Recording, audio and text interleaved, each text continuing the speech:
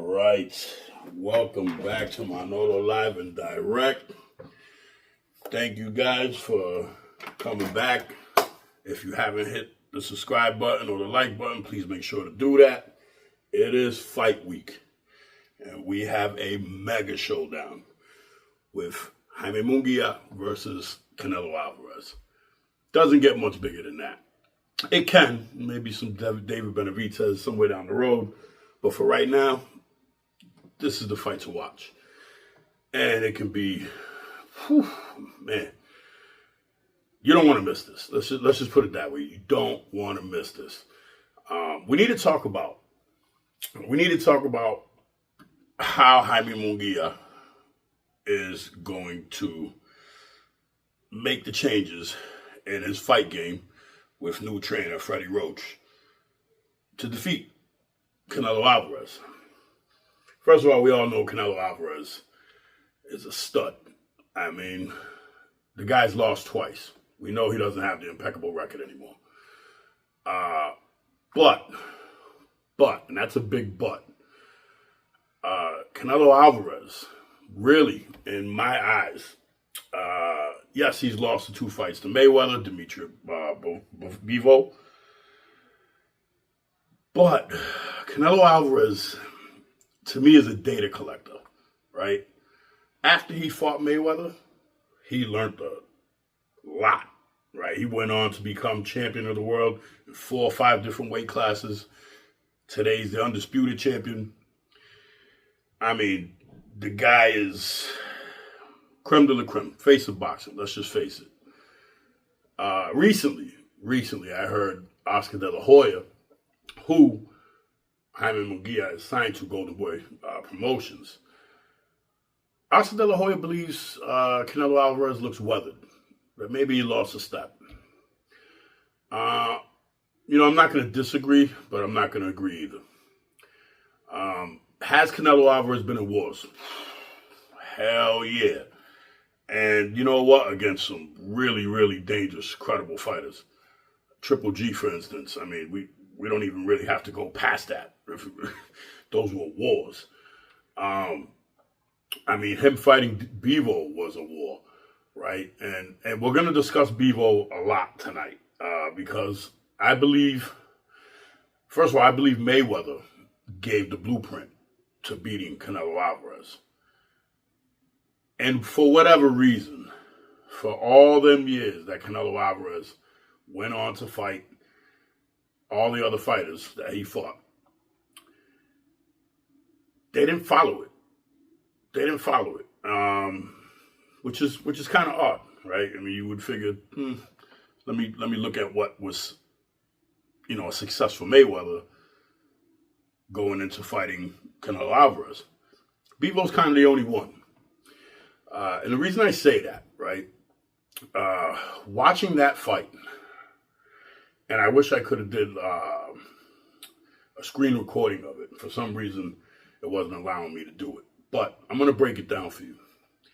In the beginning of that fight, Canelo Alvarez starts off aggressive, very aggressive, which is not like him.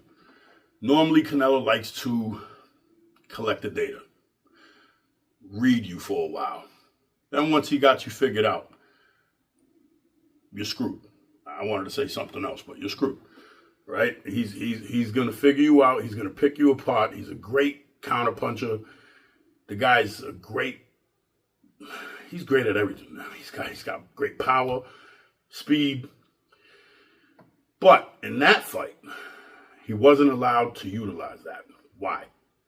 The reason was, first of all, Bivol kept a high guard, like this. Elbows clenched tight, hands up around the temple area, which didn't allow for Canelo Alvarez to land anything high. And that's what he was going for early. Canelo Alvarez started off aggressive, throwing power punches, going high. Not successful because of that high guard. Secondly, Bivol had like a pole. It was like if he had a pole in front of him following Alvarez all night. That jab, he fought behind it all night, which kept Canelo at range, Bivol's range. And it kept him guessing too. Because when you use that, you know what I mean? When you use the jab, I mean, that's boxing 101. You use the jab, you're keeping somebody at bay. Bivol got comfortable, started using the cross. Now you got him guessing, right? Because now he's looking at multiple punches, punches and bunches. That was Bivol's game. Punches and bunches, keep a high guard. Plus, Bivol was double dutching. He's going in, combo, out. If he saw Canelo coming in as he's coming out, he would either grab, push, turn, right? Keep himself at bay. Keep himself at range. That was very successful for him. If you watch the Mayweather fight, Mayweather does kind of the same thing. Mayweather starts off with jabs. He starts to get comfortable, starts using his cross. But see, Mayweather is obviously the king of defense, right? Mayweather is so elusive in there, it's hard to hit him regardless. So he didn't need a high guard like Bivol does because Mayweather uses a completely different style. Mayweather uses the Philly shell. So that left shoulder up high against the chin, that is his high guard. That's how that works. And he keeps this hand here clinched, right? So it's sort of like this, right? So he's got this covered. He's got this covered. And if Canelo gets too close or plays too much of a dumb game, pop, he hits him with it. So, and Mayweather's footwork is amazing. So let's not forget that. IQ's through the roof. Who had the higher IQ that day? Mayweather did. He fought a young Canelo. Canelo was still at that time where Jamie Munguia, actually, let me not even say that. Actually, no, he might have been. He might have been. I'd have to look at that. He might have been right around the range of where Jamie Munguia is now. So, Mayweather, and I'm going to show that clip to you. Mayweather set the blueprint to beating Canelo Alvarez. Bivol capitalized on that blueprint. Check it out. If you guys take a look, you'll notice Mayweather starts with throwing jabs, keeping them at range, right? In and out. Not too many combinations thrown, but as soon as he gets comfortable, he starts letting go of his cross, as you saw right there.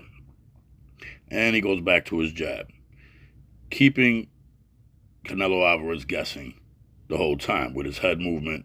Now, Mayweather, unlike Bivol, doesn't need to hold his guard high because Mayweather uses a different style called the Philly shell, right? Now, the Philly shell allows his left shoulder to be close to his chin and very high, and his right hand always up close to his chin.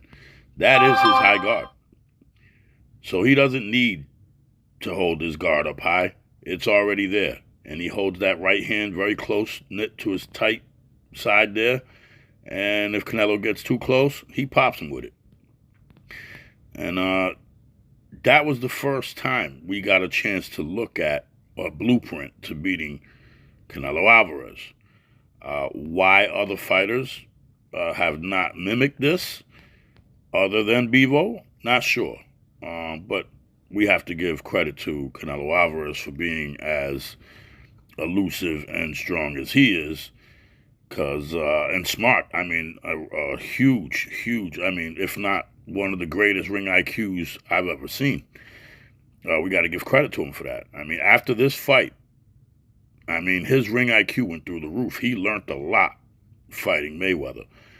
And it goes to show he went on to be champion in, 4 or 5 different weight classes. And today is the undisputed champion. So is this what Jamie Munguia has to do? Jabs, straightforward punches, in and out, and not playing around in the clinch. Because as we know, Canelo's always dangerous. Not sometimes, all the time. And I just think, some people are trying to say he's 33 years old and he might have lost a step. I mean, he's in his prime still, 33 years old. I don't see it. I don't see it. We're going to have to see how Jamie Munguia comes in on fight night and what game plan him and Freddie Roach put together. Do you see what I'm saying? So Bivol does the same thing. I can't show you that clip because for whatever reason, my screen recorder wasn't working the way I wanted it to. But yeah, that is the blueprint. Is that what Jamie Munguia is training with Freddie Roach to do? I sure hope so. Because if he does, right, Jamie Munguia puts out the same volume of punches, I would say, as Dimitri Bivol. Jamie Munguia is the same size as Dimitri Bivol in height. And as far as like power, I would say Jamie Munguia turns his punches more. So I would say he delivers that punch with more power. So what do we have? If he comes in, and I mean, I'm saying this with, like I'm saying this so seriously. He has to, not if, he has to come in with a solid game plan and not deviate from it. Because as history shows, Canelo's not dangerous sometimes. He's dangerous all the time. He can knock you out like that. No problem. He did it to Sergey. I mean, Canelo Alvarez right now, with 60 fights, 2 losses, 39 wins by knockout. I'd have to say, I believe that's like a 74% ratio. I mean, he's got the power, right?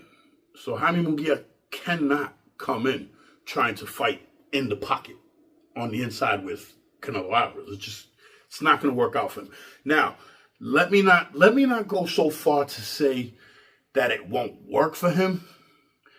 I think there will be instances in the fight where that will work, but you can't continue that throughout the whole fight. Listen, as far as I understand, and I'm pretty good at evaluating these fighters. I'm pretty good at analyzing, and I've been watching boxing a long time. Canelo Alvarez, first of all, has the experience. He's been at this level many times before. He's been in many, many mega fights with, champions. Time after time after time after time. So, Jamie Munguia, it's not that Jamie Munguia doesn't have the experience. The guy's 43-0. And in fact, I think he has a higher knockout ratio. He's knocked out 34 of his opponents, but he has less fights. So that gives him the higher ratio. These guys both have power. My thing is Jamie Munguia ready for the big show? Can he perform at this level and with this caliber of a fighter? Jamie Munguia has fought some serious guys. True. John Ryder was not an easy show. But he exposed John Ryder, and Canelo wasn't able to. Now, I don't like to take fighters and say, oh, well, since Canelo couldn't get rid of John Ryder, but Jamie Munguia did, that's the reason Jamie Munguia is going to win. No. That's not how this works. Styles make fights. And there could be an array of reasons why John Ryder lost. John Ryder's a great fighter, but he's not at the level of a Canelo Alvarez. And sometimes it's just not a fighter's night. You know what I mean? Maybe Canelo Alvarez didn't come in, pristine. You know what I mean? At top level. Maybe it's just not. Sometimes it's just not your night. That's just how it works. So, Jamie Munguia did come in with his A game that night, and he beat John Ryder. He also beat Sergey. Sergey. Dimitri. It's so hard to say that guy's last name. Derevianchenko. That's his last name. Derevianchenko. And he disposed of Derevianchenko. Jamie Munguia is I gotta say, man, this guy, this is the fight for the crown of Mexico. You have 2 Mexican fighters like this, mano a mano, ready to go, and I'm actually surprised, to be honest with you, because Canelo Alvarez said in the past he wasn't fighting any more Mexican fighters. Now, he wanted to retire king of the Mexican fighters. So he gave this guy a shot. Could this be a mistake? I mean, we've had some serious upsets happen within the last 2 years. I mean, you had Errol Spence take a loss to Terrence Crawford, and I always bring that up because no one expected that. We had Devin Haney recently lose to Ryan Garcia. I think the world forgot how fast and how good Ryan Garcia can be, and we didn't expect that either, right? We know Devin Haney for being on his A game all the time. So can Jamie Munguia pull this off? I think he can. I really do think he can. My question is, because Canelo he's battle tested, man. That's just what it is. But how many times can you go into a fight and battle to that degree? You have to ask yourself that, right? Because Canelo has achieved everything that any boxer could possibly achieve in the boxing game. So how deep does his hunger go? You know what I mean? How much does he want it? As far as I understand, listening to the guy talk, that guy has a passion for fighting. But passion will get you to your success, right? And he is very successful in the game. Once you're successful, does passion keep getting you there? I mean, there's a time where nature calls, right? And your body at a certain age does something. Maybe you lose a step. He's not fighting at the lower weight anymore where he's as fast as he used to be. I mean, these guys are coming in. The fight's at 168. You know what I mean? They're coming in. They're going to come in somewhere around, I would assume, on fight night, somewhere around like 175, close to 180. I mean, they're coming in at light heavyweight, light heavyweight weight. So I really do think that Jamie Munguia has a chance, especially with who's in his corner. He's got Freddie Roach in his corner. If y'all don't remember, Freddie Roach has been Manny Pacquiao's trainer for Manny Pacquiao's whole career. I mean, Freddie Roach is a serious trainer. So I have to assume that Freddie Roach has put together quite the game plan for Jamie Munguia to come in and deliver. But we are talking about Canelo Alvarez, guys. So how do we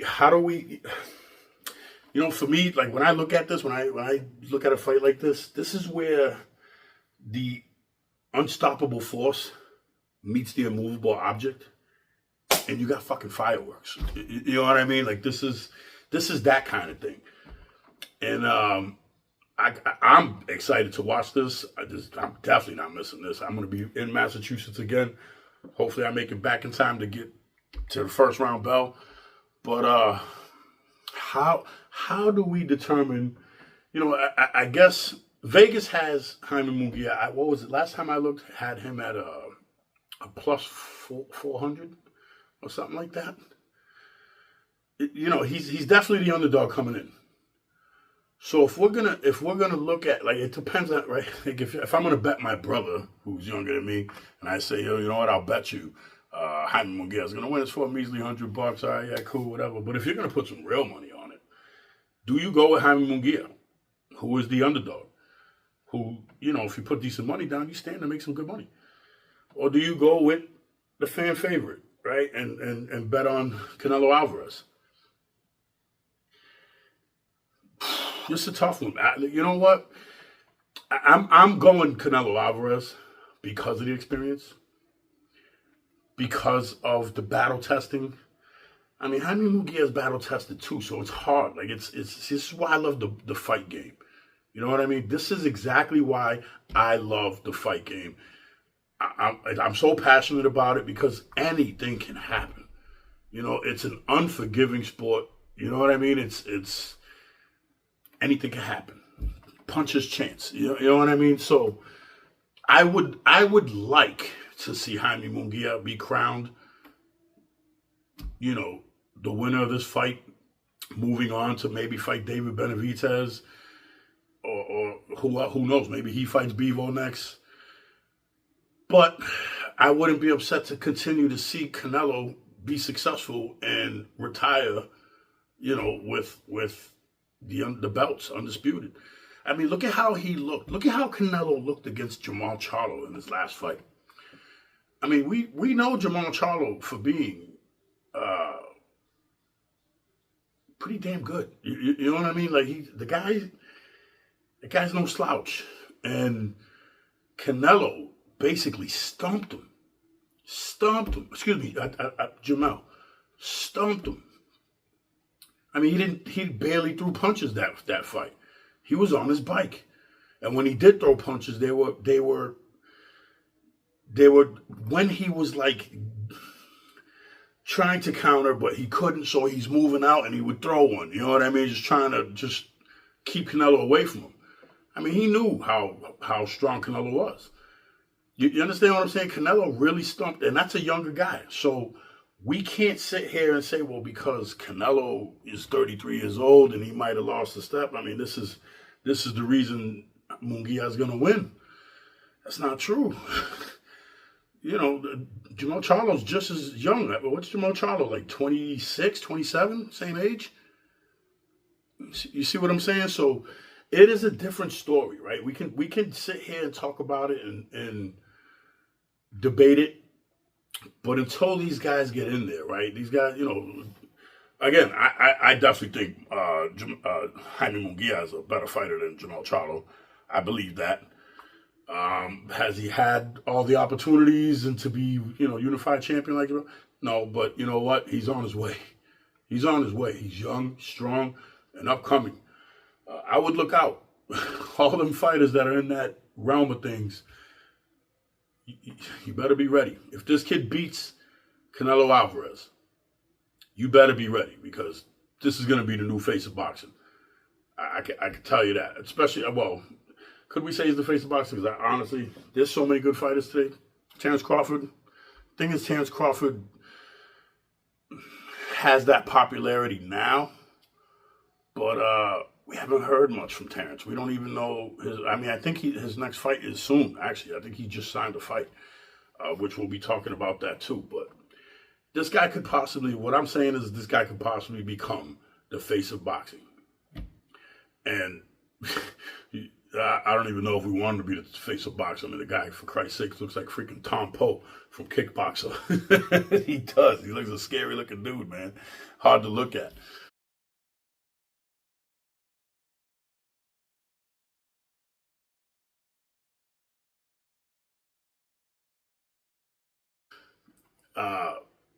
But who knows, right? Let's just hope and pray. And I don't even think we have to hope and pray. I think it's going to happen. It's inevitable. When these guys meet in the ring, it's going to be on.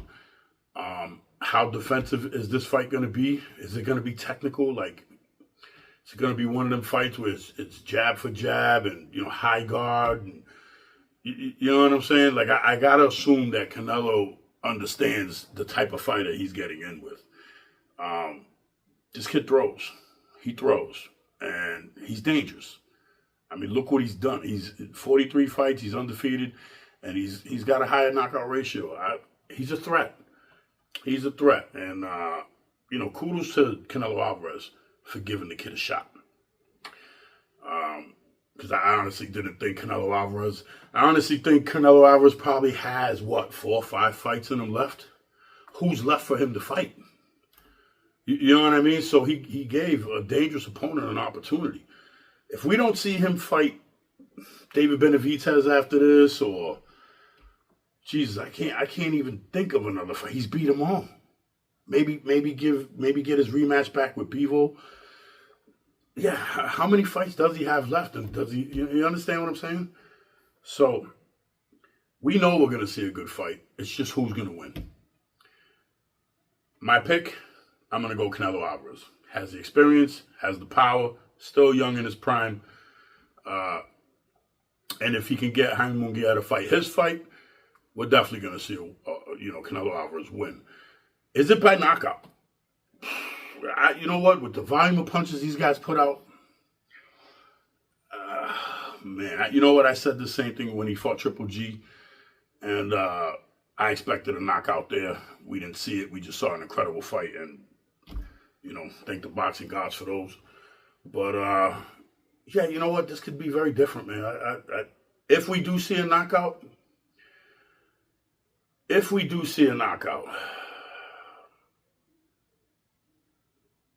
fuck, guys, I'm stumped, man. I don't know. I would have to say it comes from Canelo Alvarez. And most likely, I think it would be from a body shot. At least, maybe not a knockout, but a hurt. Real bad, like the beginning of the end. Because Canelo's so dangerous with that body punch. He's perfected it. I think that's right. We talk about the phantom punch, the one you don't see coming. And if Freddie Roach is this guy's, if Freddie Roach has the game plan that I think he's coming in with Jamie Munguia, that guard's going to be high all night. Does Canelo find a way to sneak that in there? He does all the time. So, and I don't think Jamie Munguia has, I don't think he's perfected the body punch as well as Canelo. So if we do see someone get hurt and go down, I would guess, this is just me, it's my opinion, but I would guess that it's because of a body shot from Canelo. I don't know. I just don't see Canelo being knocked out, and his body's just always strong, man. I don't know. When have we ever seen Canelo Alvarez hurt? Can you remember? When have we ever seen Canelo stumbling or hurt to a degree? Like, the guy's got an iron chin. You know what I mean? I don't know. But we have seen Jamie Munguia hurt multiple times. So I can tell you this much. If Canelo's able to hurt Jamie Munguia, Canelo's probably one of the best at finishing. I mean, his ring IQ is through the roof. The best I've seen in the fight game. So, yeah, that's what I have for you guys tonight. I would hope, if you guys are going to put money on this, again, you make the right decision. I'm not guiding you either which way, because to be honest with you, this is one of them fights I kind of stray from. Again, I'm picking Canelo Alvarez for those reasons I've mentioned. But again, it's a puncher's game, and anybody could win, man. It's an unforgiving sport. So, again, that's what I have for you guys. Remember to hit that like button, subscribe, leave a comment if you like the content, and we'll see you next time, man. Appreciate it.